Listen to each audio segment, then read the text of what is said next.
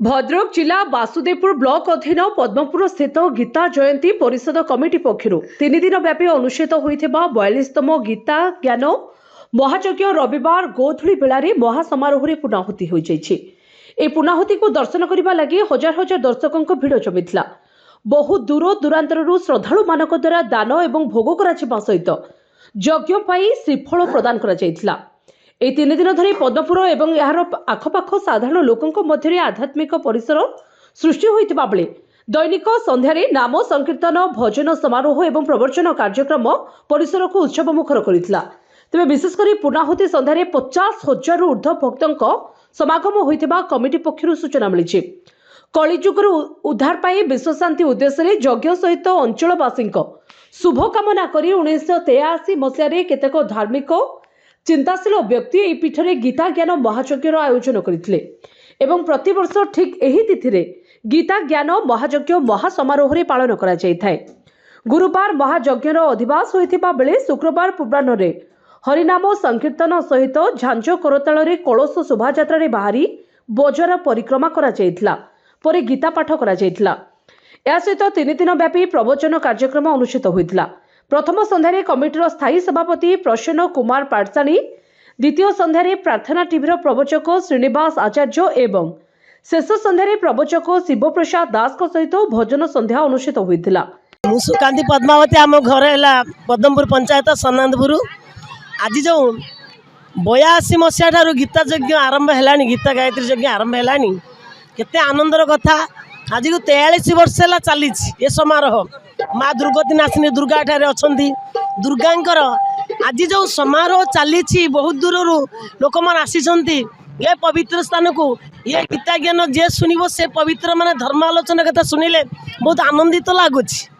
जाओ माँ जगत जननी दुर्गा अच्छा जे मनस्कामना पूर्ण करी मानसिक करती माँ दुर्गा ताको मानसिकतार मनसिक कामना पूर्ण कर देखुं केते लोक केते आनंद लगुच। आम प्रत्येक वर्ष 3 दिन धर आसू। आज शेष दिन आज हूँ पुण्याहुति। आम बहुत खुशी गीता ज्ञान महायज्ञ पद्मपुर सबुठ फेमस सबुठ नियर। आम आज बहुत खुशी। दीर्घ 42 वर्ष हो गला जे जनसाधारण आशीर्वाद मते ये गीता ज्ञान महायज्ञ आरंभ होइछि। प्राय 50,000 लोक अधिक अधिक अच्छा 3 दिन धरी ये कार्यक्रम चालू रही। यही जो कलिजुगर समस्त उद्धार होगापी ये विश्व शांति महायज्ञ आरंभ होइछि। भक्तिभाव तो लोकों मध्य बहुत किसी अच्छी ता न आज ये जो शीत खरा काकर आज पड़ रही एत समय धरी धैर्य धरी होता से बहुत लोक धन्यवाद जे से शीत काकर पड़ रही। पूर्णाहुति आमर 4:35 थिला 5टा सुधा संपूर्ण हो गला। बर्तमान आमर प्रवचन कार्य आरंभ होइछि। समाज में एतिक वार्ता रखी जे समस्त भगवान मंगल करंतु समस्ते सर्वे भवनु सुखिंत सर्वे भवन्तु निरामय सर्वे भद्राणि पश्यन्तु माँ कश्चित् दुःखवाद भगे। भक्तों समागम प्रबल जन समागम होइछि। ये 42तम गीता ज्ञान महायज्ञ पद्मपुर अनुष्ठित होइछि। आमर आज जे प्रवचक जे शिवप्रसाद दास एवं सुधासारा भजन संध्या प्रोग्राम आरंभ कर यार माहौल बहुत माने भक्तिपूर्ण भाव में यार माहौल चली। भीड़ को नियंत्रण करने स्वेच्छासेवी तथा अलग अन्य लोक मैंने अच्छा। प्रत्येक वर्ष महासमारोह पालित हुए।